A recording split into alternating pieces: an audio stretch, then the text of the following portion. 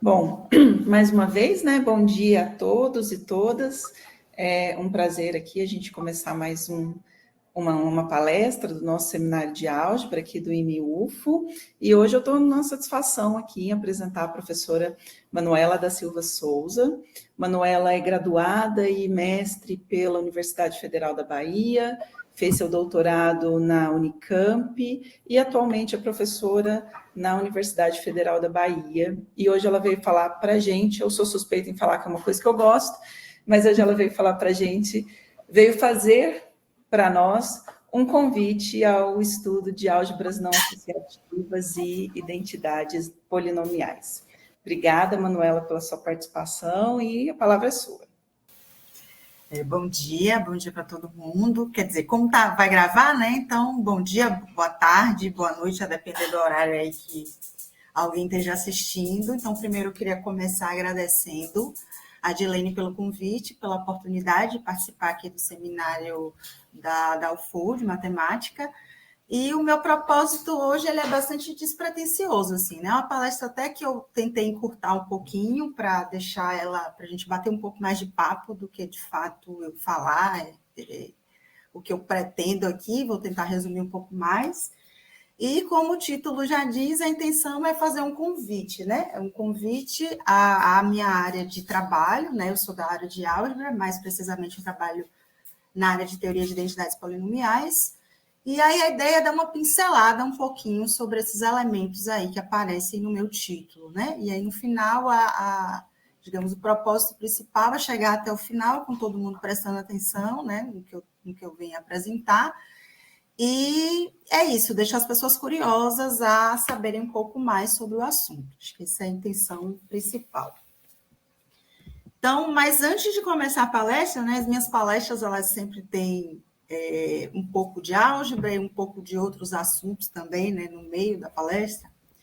Então, eu queria mostrar a foto dessa tese de doutorado de 1977. Acho que não sei se está dando para vocês verem muito bem, mas a autora é a Elisa Maria Ferreira, né, tem aí, e o título está escrito em francês, eu não vou me atrever aqui a falar, porque eu não falo francês, mas uma tradução para o português seria sobre os números inteiros não associativos, né?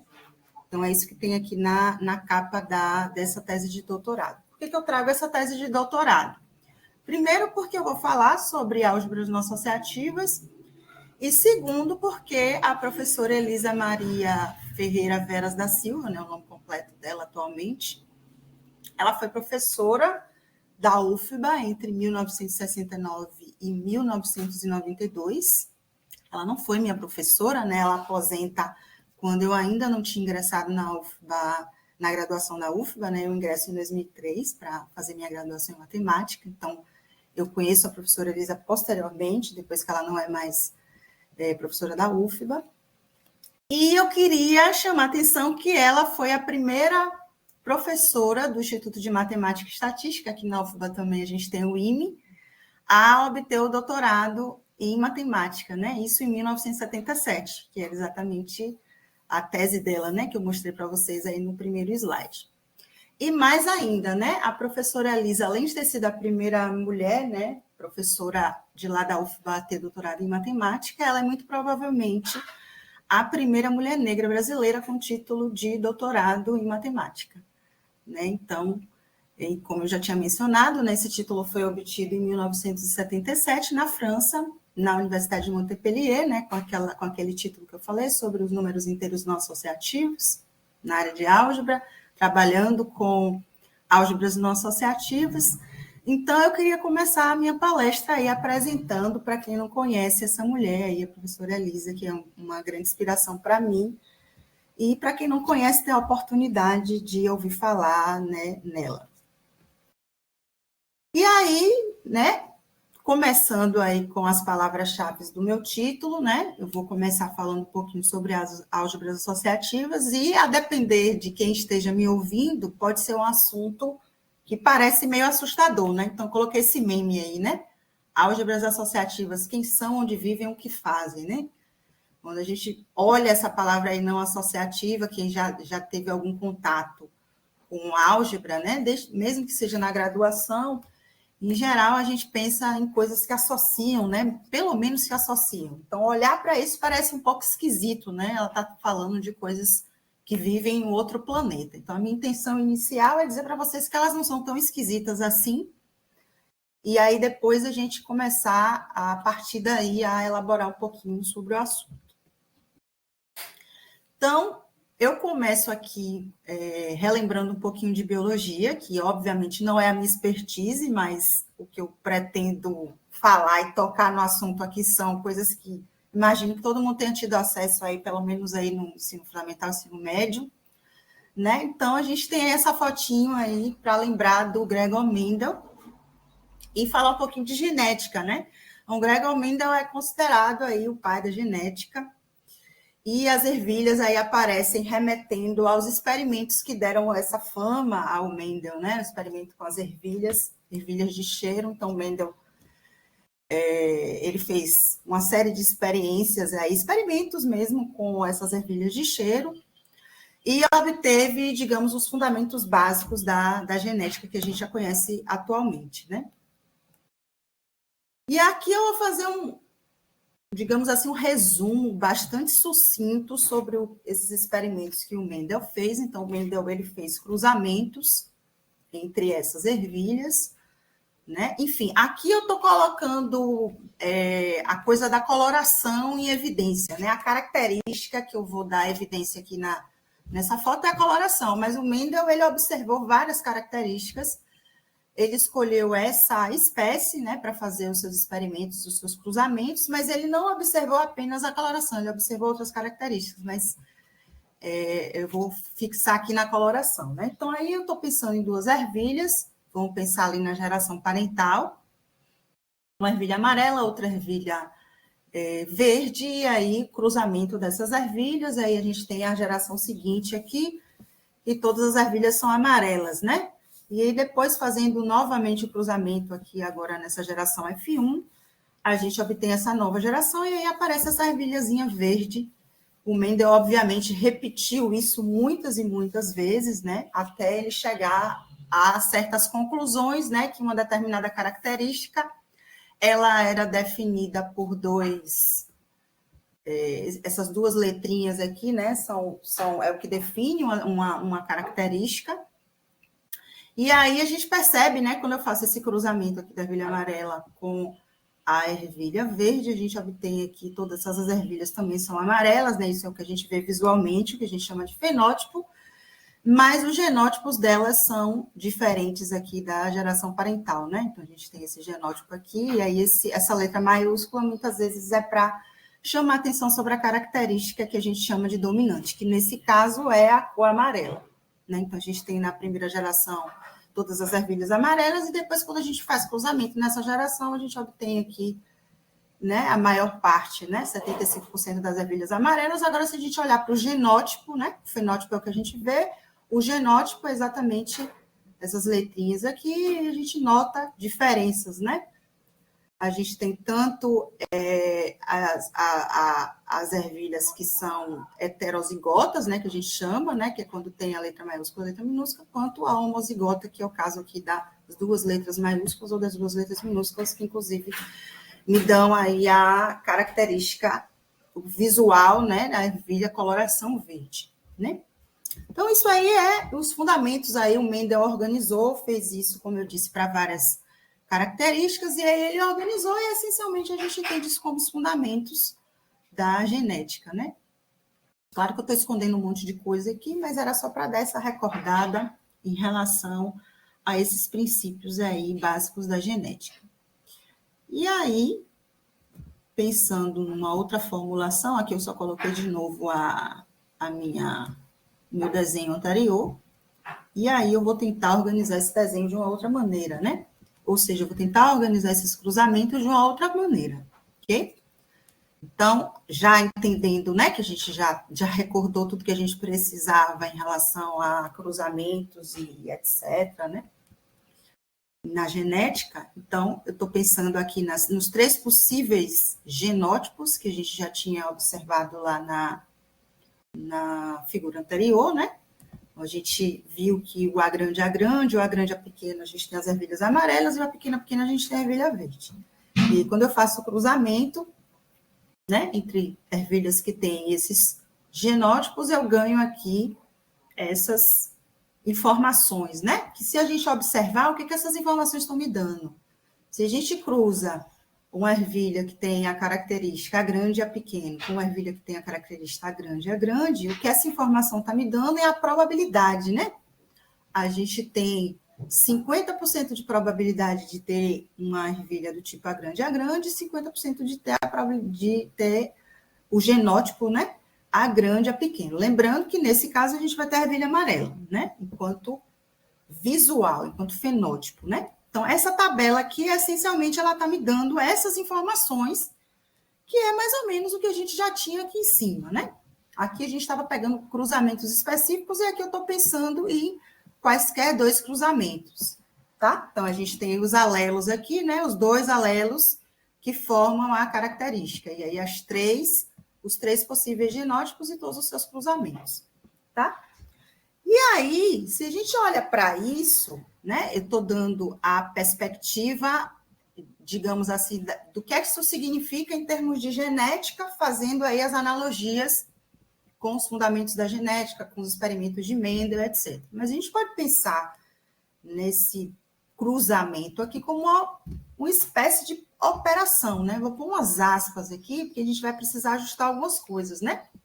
Quando a gente pensa em operação, na perspectiva algébrica, né? Pensando aí que a gente já trabalhou com grupos, anéis, espaços vetoriais, então, nessas estruturas a gente tem operações, né? Que, na verdade, é uma função que associa dois elementos a um terceiro elemento de um mesmo conjunto. E se a gente for observar aqui, se eu considerar o conjunto somente como sendo esses símbolos, aqui embaixo eu tenho uma coisa um pouco estranha acontecendo, porque as respostas não estão sendo exatamente esses símbolos apenas, né? Se eu pego, por exemplo, esse cruzamento aqui, do A grande a pequeno com A grande a pequeno, a gente tem uma combinação desses símbolos aparecendo, né? E aí a noção de operação, a gente tem que, dado dois elementos do conjunto, a gente remete a um terceiro elemento também do conjunto. Então, a gente vai precisar ampliar um pouco mais o nosso conjunto. Então, ao invés da gente considerar só os genótipos, né? Que são esses três elementos aqui, a gente, na verdade, vai considerar combinações desses elementos. Esse vai ser o nosso conjunto. Tá? Então, na verdade, o que eu estou falando? Eu estou falando da noção de espaço vetorial. É como se eu estivesse considerando o espaço vetorial, né, gerado, né, com base nesses três vetores aqui, nesses três elementos, né, que vão ser a minha base. E eu estou considerando nesse espaço vetorial uma operação, ok? E aí, essa operação, né, para dados dois elementos da base, eu tenho a resposta aqui, né, nesse conjunto, que na verdade agora é a combinação linear desses elementos, ok? Então, isso tudo é para dizer que tudo isso que eu falei é uma maneira da gente modelar, né, as leis de Mendel, a gente modelar essas ideias de cruzamentos entre genótipos, né, que dão uma determinada característica, através de uma álgebra. Álgebra, o que é, né? A álgebra é um espaço vetorial com um produto, ou seja, com uma operação bem comportada, né? Que se comporta bem em relação à soma, se comporta bem em relação ao produto por escalar, ok? E aqui eu tenho, na verdade, um exemplo que eu acabei de mostrar para vocês, né? Disso sendo concretizado, né? Nessa tabela, no momento em que eu digo como funciona o produto de dois elementos da base, eu digo como funciona o produto de dois elementos quaisquer, ok? Então, aí, com essas informações que a gente acabou de trazer, a gente tem que esse A caligráfico, né, vai ser a álgebra de dimensão 3, eu posso pensar nesses coeficientes aí como os reais, aí alguém pode perguntar, você nem precisa de coeficientes reais, de repente, para modelar isso aqui, você pode colocar coeficientes racionais, é suficiente, ok? Mas eu vou pôr reais aí, ok? E esses três genótipos aqui vão ser a minha base, e a multiplicação é exatamente induzida por essas informações que estão nessa tabela, ok? Então, a gente pode pegar toda aquela estrutura de cruzamento de genótipos e entender numa perspectiva algébrica, olhando para isso como se fosse uma álgebra, né? Como se fosse uma estrutura algébrica, que é um espaço vetorial que tem um produto que a gente dá o nome de álgebra, ok? E aí, Baseado nisso, tudo isso para quê? Né? Tudo isso para, na verdade, dar um exemplo de álgebra não associativa. Okay? Então, a gente está convencido que isso aí me dá uma estrutura de álgebra. Né? Lembrando que tem uma motivação na genética, mas a gente pode olhar isso exclusivamente numa perspectiva abstrata, se a gente quiser. Okay?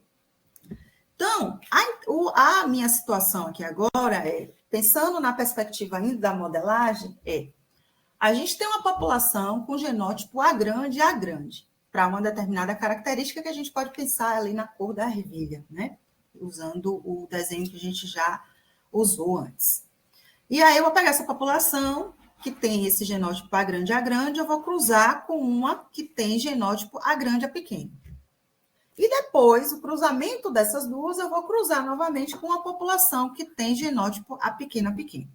Certo? Então, vamos entender, em termos algébricos, o que é que isso significa. Essencialmente, o que eu falei para vocês foi isso aqui, né? Eu cruzo a população que tem genótipo A grande e A grande com a população que tem genótipo A grande e A pequeno, e depois eu cruzo com a população que tem genótipo A pequeno, A pequeno.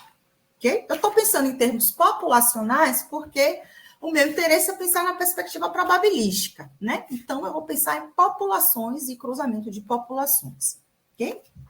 Então, fazendo essas contas usando a tabela anterior, usando o que a gente já sabe, né? Fazer esse primeiro cruzamento, eu ganho que eu tenho essa probabilidade de ter o genótipo A grande e A grande, mais essa probabilidade de ter o genótipo A grande e A pequeno, e aí eu vou fazer a distribuição, vou distribuir aqui. Só um minutinho, gente.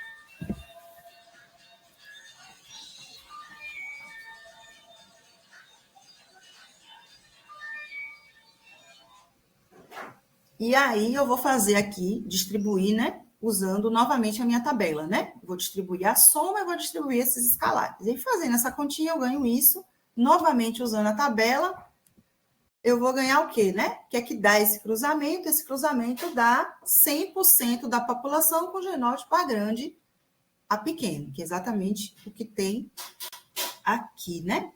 Isso, 100% e mais esse 1,5 que já está. E aí, depois fazendo a mesma coisa aqui, aí eu ganho essa continha, e aí eu chego, continuando aí os cálculos, eu chego que o resultado dessa população é que 3/4 dessa população tem genótipo A grande, A pequeno, e 1/4 dessa população, né, 25%, tem genótipo A pequeno, A pequeno. Ok? E aí eu venho com a situação 2, que tem uma leve diferença em relação à situação 1. A situação 2 é uma população de genótipo A grande, ela cruza com o resultado do cruzamento de uma população que tem genótipo A grande, A pequeno, com A pequeno, A pequeno. Então, tem uma leve diferença aí. Diferença onde? Nos parênteses, né? Então, a minha configuração 2, ela é desse tipo. Ok? E aí, novamente, eu vou fazer as contas da mesma maneira que eu fiz para a situação 1. E aí eu chego nesse resultado. Eu chego que 1/4 da população tem genótipo A grande, A pequeno, A grande, e 3/4 da população tem genótipo A grande, A pequeno. Ok? E se a gente compara esses dois resultados, a gente nota que eles são diferentes. Inclusive porque na situação 2, a gente vai ter o genótipo A grande aparecendo, e na situação 1, não. Assim como na situação 1, a gente tem o genótipo A grande, A pequena aparecendo, e na situação 2, não. Então, obviamente, esses resultados são diferentes. Ok? O que nos leva a concluir o quê? Que a ordem dos parênteses faz diferença nesse modelo, nessa álgebra, né? Então, a gente observou exatamente isso. Então, é importante nessa álgebra, nessa configuração, a gente dizer de que forma a gente vai fazer o produto, né? Qual é a ordem que a gente vai fazer o produto, e aí automaticamente tem que colocar esses parênteses, tá? Então, o que eu acabei de falar para vocês? Eu acabei de falar que a multiplicação lá na minha álgebra acaligráfica, né? Que tem aquela modelagem que tem a ver com a genética, né? Ela é não associativa. Mas ela é comutativa, obviamente. Eu posso até olhar a tabela, voltar na tabela lá, mas se a gente pensar geneticamente, faz sentido ela ser comutativa, né? Porque se eu pego o indivíduo A e faço o cruzamento com o indivíduo B, isso é a mesma coisa de pegar o indivíduo B e fazer o cruzamento com o indivíduo A, né? E a tabela, se vocês observarem, ela é uma tabela simétrica, né? Então, esse produto ele é comutativo, mas ele não é associativo, tá? Então, aí é a estranheza completa, né? Além da gente estar falando de uma estrutura, né, de uma álgebra que não é associativa, ela também é comutativa. Então, isso é uma maneira também da gente desvincular desvincular as propriedades, né? A gente tem uma série de propriedades que regem um anel, uma álgebra, e às vezes essas propriedades elas estão desvinculadas. Então, aqui a gente não tem associatividade, mas a gente tem a comutatividade, por exemplo, tá? E aí, indo um pouco além, aqui eu não vou fazer todas as contas, né? Porque elas são um pouco maiores, mas aqui é só chamando a atenção que essa álgebra que eu utilizei como modelo para genética, ela não é associativa, mas ela satisfaz essa condição aqui, ó. Notem que essa condição para x e y é elementos da álgebra, né? Ou seja, combinações lineares desses elementos aqui, ok? Então, essa condição aqui, ela não é associatividade, porque a associatividade, a gente coloca um x, y, z gerais, né? A gente precisa que isso seja verificado para quaisquer elementos. Aqui, se vocês notarem, eu tenho um x quadrado aqui, é o mesmo x que eu utilizo aqui, ok? Então, isso é importante e essa identidade, ela é satisfeita por essa álgebra A. Aí, se a gente quiser, dá para verificar fazendo contas, assim, um volume considerável de contas, se a gente for fazer direto. Existem alguns atalhos, vou deixar isso como exercício aí para alguém que tenha curiosidade, mas eu estou falando dessa identidade especificamente por quê? Porque o fato dessa álgebra ser comutativa e ela ter essa quase associatividade, não é uma associatividade, mas é algo aí que, digamos assim, pode ajudar em algumas circunstâncias, né? Então, álgebras que satisfazem, que são comutativas e que também satisfazem essa identidade polinomial, a gente chama de álgebra de Jordan, ok? Então, aquela álgebra que veio lá da genética, de tudo que a gente já conhecia, né? Nessa perspectiva, que a gente agora entendeu como pensar algebricamente, ela é uma álgebra de Jordan. E essa classe de álgebra de Jordan, ela é uma classe que me interessa. Então, por isso que eu trouxe essa informação, não é apenas uma curiosidade, né? É uma informação que é relevante dentro das coisas que eu tenho interesse em pesquisa, ok? Então, as álgebras de Jordan, que só lembrando o que eu já tinha falado, elas são álgebras comutativas.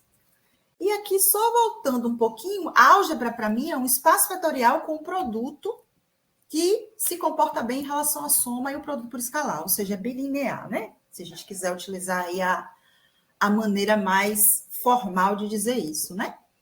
Então, eu estou dentro desse contexto, essa é a minha estrutura algébrica preferida aqui da palestra, ok? E as álgebras que são comutativas, mas e que não são necessariamente associativas, mas satisfazem essa identidade, a gente dá o nome de álgebra de Jordan. Essas álgebras de Jordan, elas têm um interesse, né? Elas não aparecem na matemática do nada, né? Elas aparecem por conta de demandas lá da física quântica, mais precisamente da mecânica quântica. Então, lá pelas tantas, o pessoal estava fazendo contas ali dentro desse contexto, contas com matrizes, tá, gente? Matrizes 2x2 aí. E aí se entendeu que lá dentro desse contexto da mecânica quântica era mais apropriado a gente usar esse produto. Estão vendo esse produto aqui? Não é o produto usual de matrizes, mas ele pode ser obtido através do produto usual de matrizes. Então, o pessoal entendeu que poderia substituir o produto de matrizes por esse bola, círculo, que eu coloquei aqui propositalmente, e que isso faria sentido dentro do contexto de lá, do que eles estavam trabalhando na mecânica quântica. Okay? Então, as álgebras de Jordan, elas surgem com esse objetivo, né? De resolver problemas lá dentro da mecânica quântica. Okay? E aí, depois, a gente sabe, né? O que acontece, né? E a matemática se apropriou, digamos assim, né? Dessa definição, e aí os rumos, digamos assim, tomaram rumos absolutamente rumos que não necessariamente estão ligados à necessidade de você resolver algum problema de física ou da biologia, como eu trouxe, ok? Então, essa é a classe de álgebras que me interessa e que eu vou tentar trazer aí com conexões com algumas coisas que eu tenho feito, que eu fiz nos últimos tempos. Então, aqui é só para a gente trazer uma configuração que pode ser ilustrativa, interessante, né? Então, eu estou trabalhando nesse contexto algébrico das álgebras, que são espaços vetoriais com produto bilinear, e aqui eu coloquei algumas classes que são conhecidas, que aparecem, né? Claro que eu não coloquei muitas, né? Coloquei só algumas aqui que são mais interessantes porque eu quero falar hoje. Então, aqui eu fiz a distinção entre álgebras associativas e não associativas, né? Que muitas vezes a gente trabalha, estuda muito nesse contexto aqui, né? Supondo que a propriedade associativa é satisfeita. E o que eu estou trazendo para vocês é um contexto das álgebras de Jordan, né? Que é um contexto que tem álgebras aqui na parte azul, mas também tem álgebras aqui na parte vermelha, ok? E mais ainda, ele está dentro do contexto das álgebras comutativas, que também, né? As álgebras comutativas podem ser associativas ou não, tá? E aí eu também coloquei aqui as álgebras de Lie, porque são também, é uma classe também importante dentro do contexto das álgebras não associativas, que aparece também bastante, tá? Então, coloquei aqui as álgebras de Lie, que também podem ser associativas ou não, para a gente fazer um comparativo com as álgebras que eu mencionei até o momento, ok? Então, para mim, eu vou estar fixando um corpo. Quando eu falar de álgebra, eu vou estar fixando um corpo que a gente, até então, estava pensando como sinos reais, né? Mas mais para frente, a gente pode variar esse corpo aí, a depender do nosso interesse. Ok? A gente pode pensar em corpos infinitos, de característica zero, como é o caso dos reais, dos complexos, mas a gente pode pensar também em corpos finitos, em corpos de característica diferente de zero, enfim. Então, a gente pode pensar em contextos aí, e isso vai fazer diferença dentro da minha área de pesquisa. Então, aí já caminhando um pouco mais para falar sobre o que seria a teoria de identidades polinomiais, né, que é a área de pesquisa na qual eu me interesso, essa área a gente pode estudar, né, digamos assim, os objetos algébricos que a gente tem mais interesse são álgebras, né? Mas a gente pode pensar isso também em teoria de anéis, enfim. Até em grupos também, mas a gente precisa aí não chamar de identidades, né? Porque essa noção de identidades a gente precisa aí pensar pelo menos que a gente tem uma estrutura de anel, tá? Então é uma teoria que a gente pode pensar em várias estruturas algébricas, mas a estrutura algébrica que a teoria aparece mais fortemente é dentro da classe das álgebras, tá? E aí, para a gente pensar essa teoria, a gente tem alguns ingredientes aqui básicos, né? Então, aqui eu coloquei um corpo, né? Já que a gente está falando de álgebra sobre um corpo, então, aqui eu coloquei, né? Que corpo que você vai considerar? É finito? É infinito? Tem característica zero? Tem característica prima, positiva? Enfim, então, essas diferenças aqui, elas vão trazer diferenças, muitas vezes, em técnicas ou em ferramentas que a gente utiliza aí dentro da teoria de identidades polinomiais. Depois que a gente escolheu, na verdade, não necessariamente na ordem que está aí, né? Uma outra coisa tão importante quanto a escolha do corpo é a escolha da classe de álgebras que você quer trabalhar, né? Então, você pode trabalhar dentro da classe de todas as álgebras, né? Você pode trabalhar dentro da classe das álgebras de Jordan, ou das álgebras de Lie, ou das álgebras comutativas, ou das álgebras de Leibniz, enfim, dentre outras tantas alternativas, várias outras álgebras, mas, em geral, a gente não pega uma classe qualquer, a gente pede que essas classes sejam variedades de álgebras, né? Todos esses exemplos que eu dei aí são exemplos de variedades de álgebras. E depois que a gente tem mais ou menos isso definido, a gente precisa, né? Por isso que a gente não pega uma classe qualquer, porque a gente vai precisar da noção de polinômio na classe. Dado a classe que você escolheu, você precisa da noção de polinômio nessa classe. Por que eu estou falando isso? Se você escolhe a classe das álgebras comutativas, comutativas associativas, a gente está pensando na noção de polinômio comutativo e associativo. Talvez seja o que a gente utilize mais, né? Se a gente está pensando na classe das álgebras que só são associativas, não necessariamente comutativas, então a gente precisa pensar em polinômios que são associativos, mas não necessariamente comutativos. Então, precisa existir uma noção que seja equivalente, né, compatível com a classe que você escolhe, tá? Mais precisamente, eu estou falando de álgebra livre na classe. Não quero entrar nesse assunto, mas no fundo é isso, né? Estou falando da noção de álgebra livre, né? Que a gente tem, inclusive, a noção categórica, e aqui especificamente, para essas classes que eu estou pensando, né, que são variedades de álgebras, a gente vai ter aí a existência de uma álgebra livre, ok? E aí, dito isso, você tem a álgebra, você tem a noção de polinômio, né? Você tem a álgebra livre. Aí você pode falar da noção de identidade polinomial. E aí, a partir daí, a gente pode fazer uma série de perguntas, mas essas perguntas, como eu falei, né, elas precisam ser ajustadas a depender dessas escolhas, né, que a gente faça. Na verdade, o corpo aqui é o que menos entra, mas a classe, né, a álgebra livre e a noção de identidade polinomial, realmente essas aí vão nortear o que a gente vai desenvolver depois, ok? E aí, uma pergunta que eu acho que talvez seja mais imediata é por que a gente estuda P-teoria. E aqui eu não coloquei nem mistério na resposta, né? A resposta é que é legal, né? Diria, né? Eu sou um pouco suspeita, mas a resposta inicial é que é legal. Então, eu trago toda essa motivação do estudo de álgebras não associativas, tentando conectar com modelagem, com física, com biologia, para responder que eu estudo o que eu estudo porque é legal, né? Aquela coisa bem matemática. Eu sou da área mais abstrata, apesar de tentar trazer essas motivações, mas, digamos assim, né? A área é bacana, eu garanto a vocês que é bacana, né? Além de poder fazer essas conexões que eu fiz até o momento. O outro argumento seria que tem muita gente legal que se interessa pelo tema no Brasil e no exterior, né? Acho que isso também pode ser um argumento interessante aí, para quem está me escutando, né? E a outra coisa, né? Tem gente legal para trabalhar, isso também acho que é importante. E a outra coisa, o outro argumento de estudar PI teoria é que serve para classificar, e aí eu coloquei umas aspas, álgebras.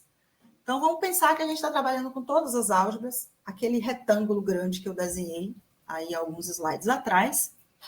E, de alguma maneira, aquelas classes lá que eu coloquei, elas classificam, né? De alguma maneira. Claro que essa classificação a gente precisa dizer para que a gente quer, né? Porque a classificação ela é refinada, não é, né? Classificar depende muito do propósito, né? Então, eu estou pensando em classificar aqui, de alguma maneira a gente tem algumas coisas em comum aí nessas álgebras, né, que podem ser interessantes até em termos de modelagem, de aplicações em outras áreas, enfim. Mas essa palavra classificar ela vai aparecer aí também mais para frente, por isso que eu coloquei umas aspas, e a gente precisa sempre dizer para que a gente quer classificar, né? Porque uma classificação que serve para uma coisa não necessariamente vai servir para outra, né? E aí, indo nesse caminho de classificação, aqui só para a gente apurar um pouco mais essa ideia que eu falei, né? Então, na verdade, classificações, né? Se a gente quiser ser mais preciso. Então, aqui eu coloquei uma imagem para a gente poder entender melhor isso. A gente tem vários objetos aí, e nessa lista de objetos que eu coloquei, a gente pode classificar esses objetos de várias maneiras. Algumas que são bem simples e imediatas, né? A gente pode classificar por cor, por exemplo, né? Pode ser uma interessante, de repente eu vou fazer um trabalho de arte, um quadro, alguma coisa, e pode ser interessante classificar por cor, porque eu estou interessada em brincar com essa coisa das cores, das tonalidades, dos contrastes, enfim. Mas também eu posso estar interessada em classificar através das formas, né? A gente tem formas geométricas diferentes aqui, né? Inclusive, a gente tem aqui a mesma forma com cores diferentes, né? A gente tem o círculo verde, o círculo amarelo, o círculo laranja.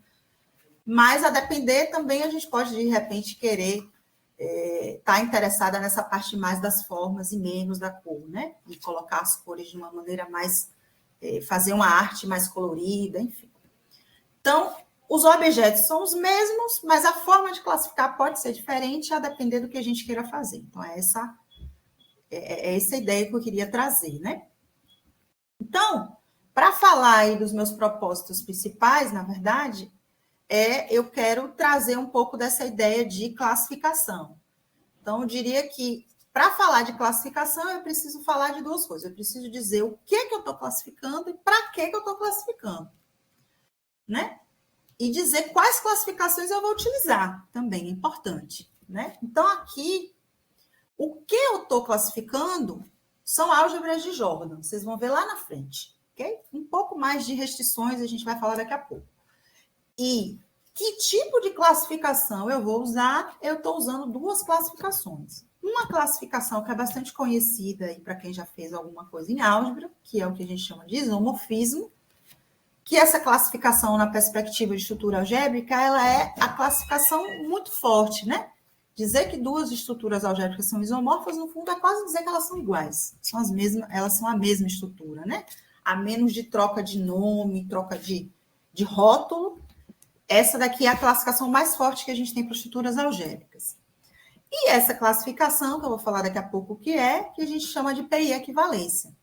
Ela vai ser uma classificação também, tá? Só que ela vai ser mais fraca do que essa classificação, que é o isomorfismo. Ou seja, se a gente tem o isomorfismo, a gente tem a PI equivalência, que a gente ainda não sabe o que é, mas vai descobrir daqui a pouco. Se a gente tem a PI equivalência, não necessariamente a gente tem o isomorfismo.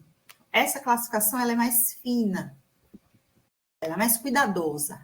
Essa classificação ela é mais ampla, ela é uma peneira mais grossa, né? A PI equivalência, ok?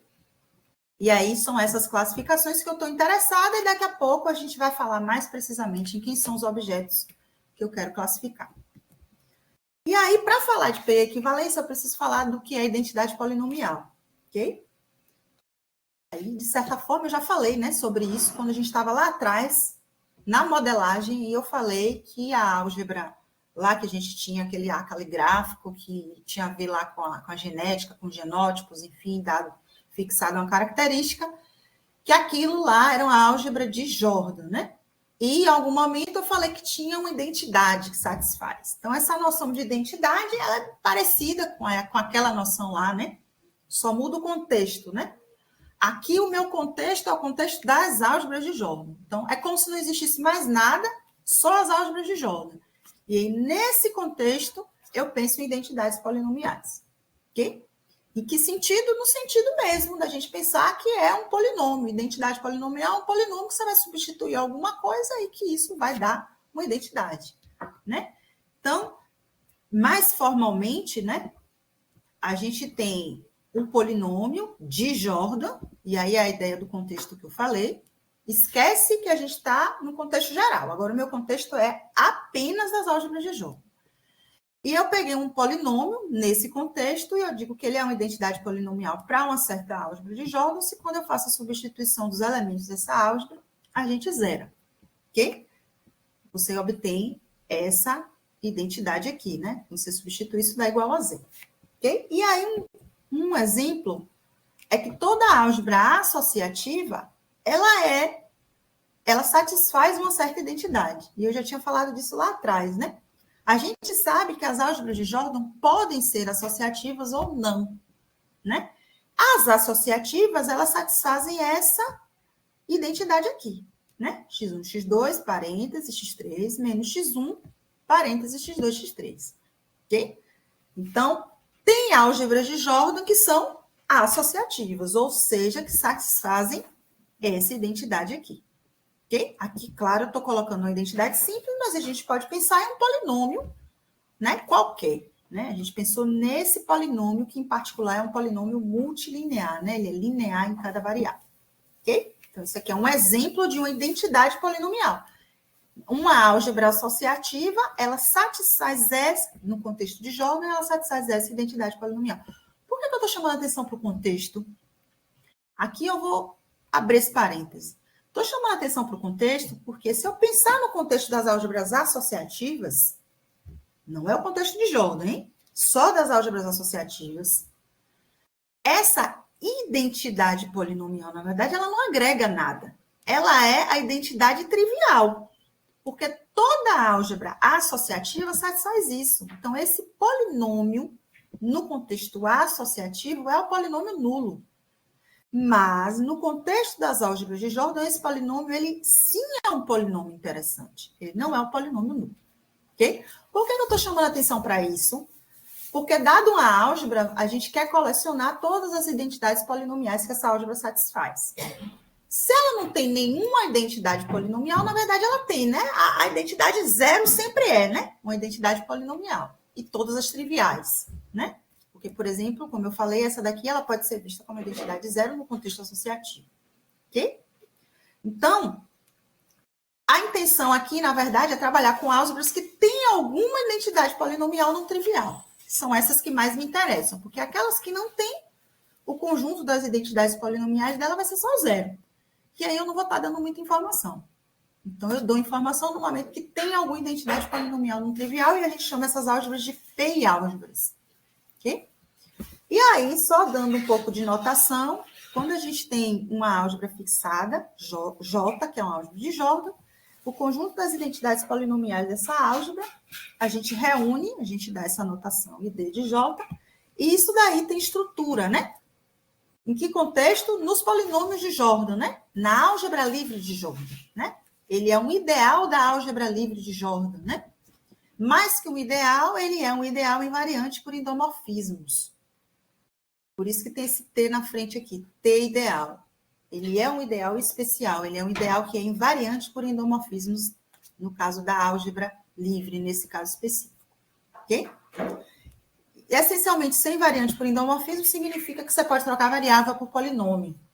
Né? Você tem uma identidade polinomial, você pode trocar uma variável por um polinômio, isso ainda dá uma identidade polinomial. Ok? Então, essa informação que está por trás de ser invariante por endomorfismos. E aí a gente diz que duas álgebras são PI equivalentes se elas satisfazem as mesmas identidades polinomiais. Ok? Por isso que eu disse que álgebras isomorfas satisfazem as mesmas identidades polinomiais. Isso é bem simples de ver, né? Se elas são isomorfas, elas têm a mesma estrutura algébrica. Então, obviamente, elas vão satisfazer as mesmas identidades polinomiais. Tá? Então, aí, a recíproca é que é algo relevante, né? Se satisfaz todas as identidades, se elas têm as mesmas identidades polinomiais, significa que elas são isomorfas? A resposta, na verdade, em geral, é não a essa pergunta. Mas a gente vai ver um exemplo, e aqui já entrando em pesquisas bastante recentes, tá? Então, refinando um pouco mais o meu contexto, agora eu estou no contexto das álgebras de Jordan, mais de dimensão 2, dimensão como espaço vetorial, certo? Nessa perspectiva, o meu corpo ele é infinito. Lembra que o corpo, mexer no corpo interferia nas ferramentas que a gente usa dentro da P-teoria? Por isso que está aparecendo essas condições. E a característica do corpo diferente de 2.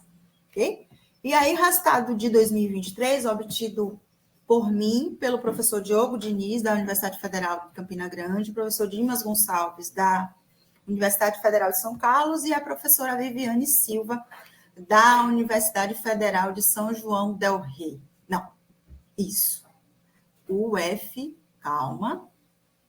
São João, ai meu Deus, será que eu vou errar de Viviane de novo? Eu acho que é del Rei. A São João del Rei fica em Minas.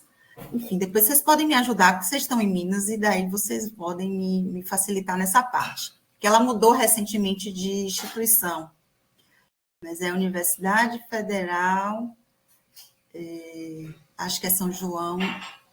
Ai, gente, agora me pegou, hein? A Viviane vai me matar isso, porque ela já tem alguns semestres, ela já tem quase um ano lá. Mas fica em Ouro Branco. A gente, depois, vocês me ajudam a responder essa pergunta até o final da palestra aí. O campus dela é em Ouro Branco. Agora eu estou na dúvida se é São João del Rei. E aí, esse resultado que a gente teve em 2023, aqui é um compilado, assim, resumido, né? Para a gente voltar a retomar aquela coisa da classificação, tá? Então, dentro desse contexto, a gente tem essa classificação a menos de isomorfismo. Então, olhem aqui para o lado direito, aqui, esquerdo do meu slide, e aí a gente tem essas 4 classes de álgebras. Na verdade, são 3 álgebras, a álgebra N, a álgebra M e a álgebra D2, são álgebras de fato, e a classe de álgebras M-lambda, porque depende desse parâmetro lambda, tá? Esse lambda está no corpo. Então, a gente tem essa classificação que a gente fez nesse artigo para álgebras de Jordan de dimensão 2, né? Já era conhecido classificações de álgebras de Jordan de dimensão 2 para corpos específicos, né? Corpos reais, os complexos, enfim. Então, o que a gente fez, na verdade, foi generalizar resultados que já eram conhecidos. Então, aí a gente obteve essa classificação. Aqui eu estou colocando como o produto funciona na base. A álgebra de dimensão 2 aqui é o funcionamento do produto, tá? Então, aqui eu estou dizendo que é 1 ao quadrado é igual a 2. E os produtos que não estão aparecendo são iguais a 0, né? Ou seja, por exemplo, E1 é 2, é igual a E2 é 1, porque a álgebra é comutativa, porque é de Jordan, e é igual a 0, porque não está aparecendo. Assim como E2 ao quadrado é igual a 0. E assim, a gente tem aqui o funcionamento de cada uma dessas álgebras. A menos da m lambda, que a gente tem esse parâmetro aqui, lambda, tá? Inclusive, a gente tem quando é que como é que uma m alfa e uma m beta são isomorfos, né? Em função aí desse alfa e beta. Mas não vem ao caso aqui. E do lado direito, a gente tem aqui as identidades polinomiais de cada uma dessas álgebras. Cada uma dessas álgebras tem direito às suas identidades polinomiais. A álgebra N e a álgebra M e a álgebra M lambda são, em particular, álgebras associativas. Isso é bem simples de verificar usando essa configuração que eu dei aqui, do produto na base, tá? Mas mais do que associativas, bem, a álgebra N, além de ser associativa, ela é nilpotente, de índice 3. Ela satisfaz essa identidade polinomial, que no fundo é a nilpotência de índice 3, tá? Mas, né, já que ela é nilpotente de índice 3, em particular, ela é associativa. Então, essas três álgebras aqui são associativas. A única não associativa é a D2. E as identidades da D2 são um pouco mais complicadas, que eu listei aqui nesse finalzinho, né? Identidade 1, 2 e 3. São essas três aqui. Então, essas identidades, em cada caso, elas são suficientes para gerar o ideal das identidades de cada uma das álgebras, né? O ID de cada uma delas, né? Então, é gerado por essas identidades, ok? E aí, é fácil vocês verificarem que a álgebra M e a álgebra M lambda, elas têm o mesmo T ideal, né? Isso é uma continha que a gente faz, tá? Eu estou reduzindo, principalmente uma contona quando se trata da álgebra D2. Mas eu estou resumindo e aqui olhando e acreditando que os resultados estão ok, que eu não estou contando nenhuma mentira para vocês. Então, a gente tem que a álgebra M e M lambda, elas são álgebras PI equivalentes. O que é essa PI equivalente? É ter o mesmo T ideal, mas é o que a gente está enxergando aqui, ok? Só que eu já falei para vocês antes que a gente tem uma classificação menos de isomorfismo. Então, a álgebra M e a álgebra M lambda não são isomorfas. As álgebras M lambdas, entre elas, também não são sempre isomorfas. Tem uma condição aí em relação ao parâmetro, tá? Então, o que eu estou dizendo para vocês aqui? Eu estou trazendo um exemplo concreto, dentro de uma pesquisa recente, de que a PI equivalência não implica no isomorfismo. Isso já era conhecido, não tem nenhuma novidade na literatura. É esperado que a PI equivalência não implique no isomorfismo, tá? Mas aqui eu estou trazendo um exemplo concreto, específico, que realmente a gente tem aí classificações que não coincidem, pelo menos não nesse contexto, né? A PI equivalência, ela enxerga em uma determinada classe mais álgebras, né? Do que o isomorfismo. O isomorfismo é mais fininho, a peneira é mais fina, ok? E aí, aqui eu trouxe uma fotinho. Eu acho que eu já estou caminhando para o final da palestra. E já estamos no horário também do final da palestra.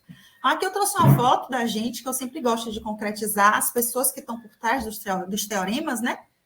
Então, eu achei essa foto aí bem simbólica, bem bonitinha. Então, aqui é o Diogo, a Viviane, o Dimas e eu, com cabelo diferente, porque sempre vou estar com cabelo diferente, isso daí é normal, tá? Então, aqui são os autores, o grupo aí, né, responsável pelos resultados que eu falei anteriormente.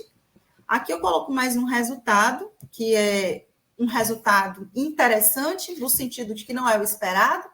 Quando a gente troca corpo finito, infinito por finito, as condições são as mesmas. Álgebra de Jordan, dimensão 2, característica diferente de 2. Mas agora eu considero só corpos finitos.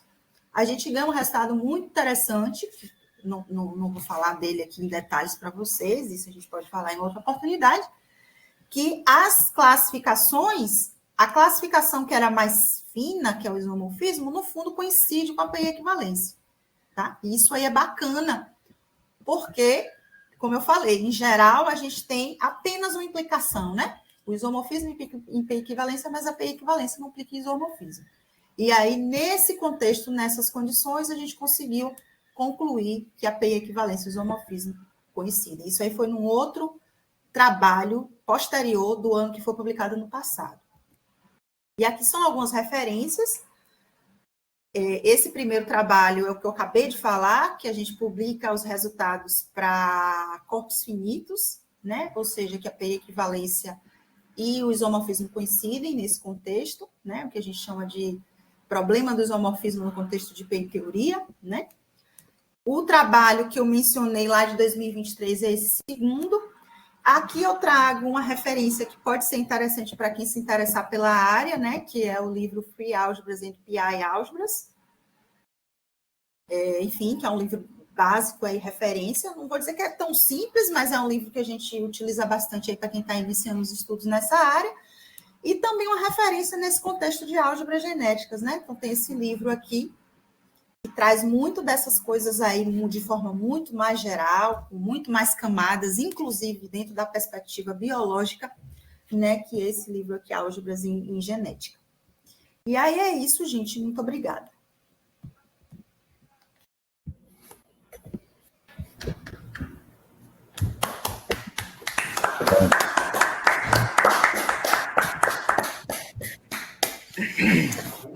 Bom, obrigada, Manuela, obrigada pela palestra. Alguém tem algum comentário, alguma pergunta para a Manuela?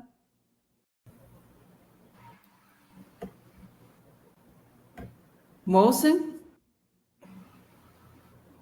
Bom dia. Bom dia. Tudo bom? Obrigado pela palestra, foi muito interessante. Só que eu tenho algumas dúvidas. Posso perguntar, né? Na característica 2, eu sei que precisa 2 tíveres inverso, né? Para definir aquele produto dentro de matrizes. Mas, no caso geral, temos algum resultado sobre característica 2? Vai ser associativo? Vai ser alguma coisa? Boa pergunta. Na verdade, a característica 2 ela foi tirada aí porque quando a gente trabalha no contexto de álgebra de Jordan, quando a gente pensa na perspectiva de característica 2, a gente muda, faz uns ajustes na definição. E aí, por conta disso, para a gente não entrar, de fato, em um outro campo que a gente tirou. E aí tem umas explicações técnicas do porquê que a gente muda a definição. Porque, digamos assim, bagunça algumas coisas em característica 2, isso para álgebra de Jordan. E aí a gente precisa introduzir um pouco mais de coisas, e aí, digamos, a definição que eu falei, que se baseia em identidades polinomiais, ela precisa ser adaptada. Então, a retirada da característica 2 no contexto de álgebra de Jordan é muitas vezes para não entrar nesse mérito, que aí exigiria um estudo absolutamente paralelo mesmo, por conta da própria mudança na definição. Posso perguntar outro? Claro. Temos o teorema Artin-Wedderburn na álgebra não comutativa, caso de dimensão finitos. Temos alguma coisa parecida na álgebra de Jordan na dimensão finita? Boa pergunta. Eu não estou com tantas lembranças aqui em relação à parte estrutural de álgebra de Jordan, mas eu sei que a gente tem muitas dificuldades, né? Porque, no fundo, aí que você está falando é de teoria estrutural. A gente tem muita coisa de teoria estrutural para álgebra associativa, álgebra de Lie, a gente tem algumas coisas também, até outras classes também, álgebra de Leibniz e outras. Para a álgebra de Jordan, aí tem uma diferença entre as álgebras de Jordan que são especiais e as excepcionais. Porque é aquela ideia, né? Você pensar, né? O que eu falei lá atrás, tem uma álgebra associativa, você coloca o produto, que foi o que eu falei sobre as matrizes, pensando especificamente lá na física quântica, etc. E aí, essa ideia de você pensar numa álgebra associativa com produto e estudar uma álgebra de Jordan, e aí você pensar numa álgebra de Jordan qualquer, dentro de uma álgebra desse tipo, que é um pouco do que a gente pensa lá em álgebra de Lie, no caso de álgebra de Jordan, nem toda álgebra a gente pode pensar dessa maneira, nem toda álgebra a gente pode enxergar dentro de uma álgebra que vem de uma álgebra associativa. E aí, a coisa começa a complicar bastante nessa perspectiva de teoria estrutural. Então, na verdade, a pergunta mais honesta seria: eu não sei te responder, mas o que eu sei é que tem muito pouco de teoria estrutural para a álgebra de Jordan, principalmente para as excepcionais, que são essas onde você não pode colocar elas dentro de uma álgebra associativa com produto bola, né? Produto círculo. Que vocês observaram também que naquele produto círculo a gente tem um dividido por 2 ali, enfim, mas tudo bem, ali até daria para a gente ajustar. Mas a parte estrutural de álgebra de Jordan, realmente, ela tem muito mais lacunas.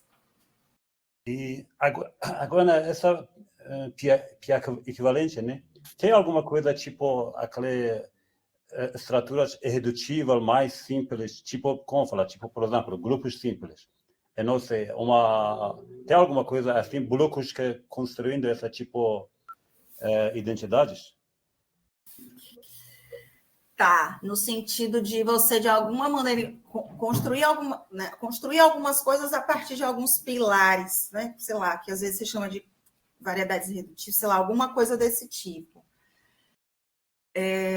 Dentro do contexto associativo, a gente tem algumas coisas, sim, nesse sentido, para teoria, que a gente chama de... Fugiu agora o nome, mas tem.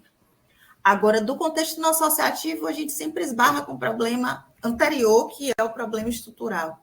A gente não consegue desenvolver muito nesse contexto, pelo menos o que eu conheço, por conta de barreiras estruturais mesmo. E aí eu desconheço de algo nesse sentido para álgebra de Jordan, mas, enfim, não sei se isso está sendo alguma linha que alguém está interessado em trabalhar, estudar. Muito obrigado.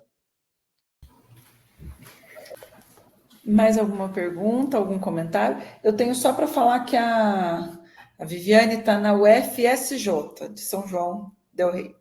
Acertei, né? Ouro Branco. Está gravado isso.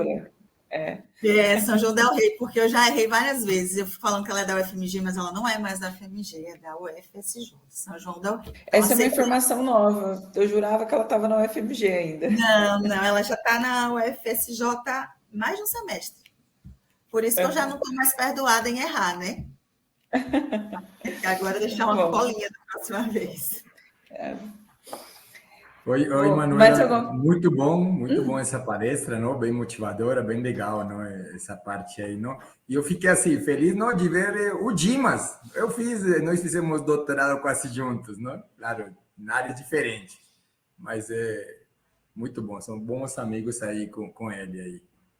Mundinho matemático, todo mundo se conhece, né? Alguém conhece alguém que conhece alguém, daí no fundo todo mundo se conhece.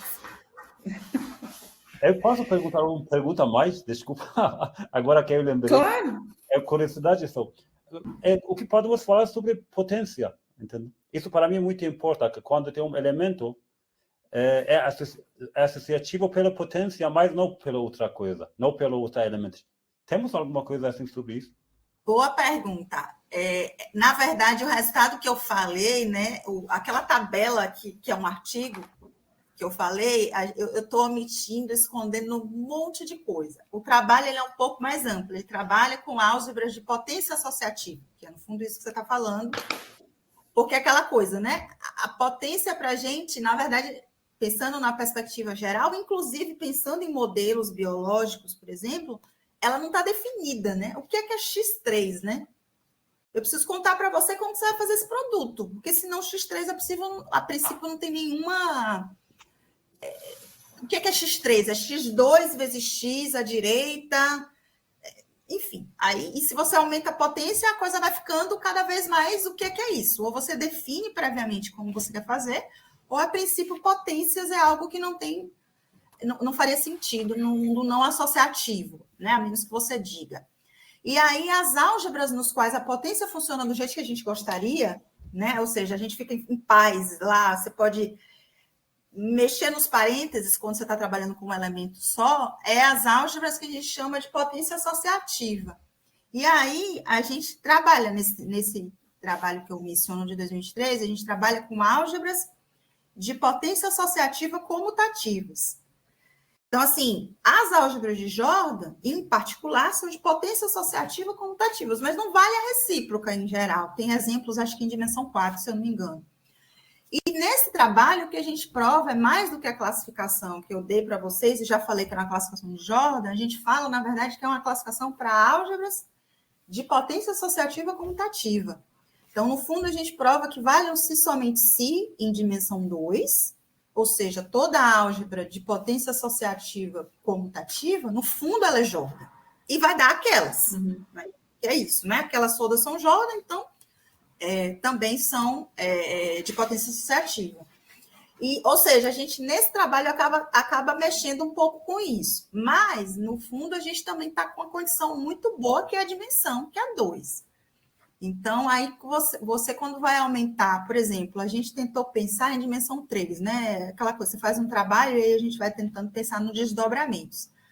Então, digamos, o desdobramento mais imediato seria, vamos tentar pensar o que acontece em dimensão 3. Em dimensão 3 a gente já toma um susto, porque já dificulta muito classificação e dificulta, inclusive, a gente dizer que toda a álgebra de potência associativa é Jordan. A gente não sabe, porque a gente tem um exemplo em dimensão 4. Dimensão 3 a gente não sabe. A gente buscou na literatura, acho que talvez tenha algumas coisas, mas com alguma condição sobre o corpo. Mas quando a gente deixa o corpo um pouco mais livre, a gente ficou um pouco problemas aí para, por exemplo, estabelecer isso. E aí, enfim, né? E aí você pensar em P-teoria daria para você pensar em P-teoria em álgebra de potência associativa ou de potência associativa comutativa. Mas é isso, né? Aí, para Jordan, a coisa já é complicada, né? Para potência associativa, que a princípio você estaria ampliando, né? Então a coisa fica ainda mais... É possível de fazer, mas é uma classe que eu, pelo menos, não conheço tantos resultados dentro da PI-teoria, né? Porque eu acho que tem bastante dificuldade técnica mesmo de contas e manipulações, ferramentas e estrutura também, né? Teoria estrutural. Muito obrigado. Bom, vamos agradecer a Manuela pela ótima palestra. Obrigada, Manuela, mais uma vez.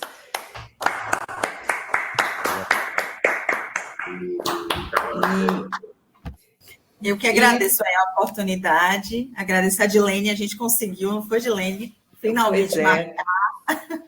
Nossa, não, e ainda mais, eu aproveitei que assim, estamos organizando um seminário, deixa eu insistir bastante com a Manuela, porque eu sou super interessada no assunto que ela fala.